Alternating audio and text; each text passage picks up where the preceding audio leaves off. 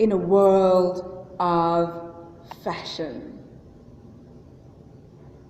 Lights, camera, action! Hi guys, today we're group and I, Namako Sijamini, Noah Skuzayo, and myself, Swakulu, will be doing a pattern tutorial on how to do a partial gathered head sleeve. Stay tuned and enjoy. Okay guys, before you could go ahead and do your pattern for the partial gathered head sleeve, you need to have a technical drawing. And this is the bodice block we're going to be working on to construct this pattern for the partial gathered head sleeve. Step 1. You will trace out your bodice block onto the newsprint. Step 2. Then from this point, you will draw a vertical you will draw 4 centimeters going up, and then you will indicate it with a horizontal line where you have drawn your 4 centimeters. Step 3.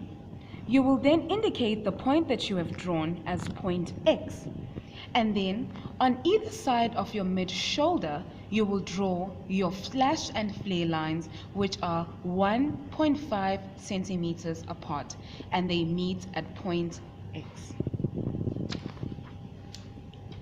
Step 4. You will then indicate as to how much your sleeve is going to gather at the top of your shoulder.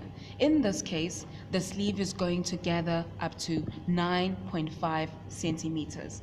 This is the hemline of your sleeve, and do not forget to indicate your grain line, which has your cutting instructions, the size of your style, the name of your style, the person who constructed this pattern as well.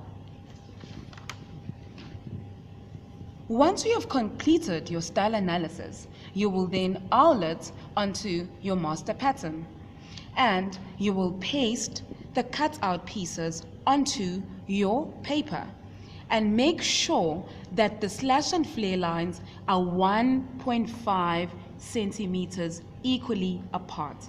You will notice something, that your sleeve at the bottom is not smooth. You will need to address this. Step 6. You will then take your curve ruler and draw a line smoothly from the curve ruler to smoothen out your shoulder at the bottom. And then of course, your squeegee line to indicate your gathers, and your proportion of how much your slash and flare lines are going to be, 1.5 centimeters equally apart. And then once you have completed, do not forget your seam allowance, which is 1 centimeter right through your sleeve. And not forget your notches. Bodice block and the back bodice block, measure 5 centimeters going down and around the arm side. Draw your grain line and then put on your facing information on the grain line, and we're ready for the master pattern.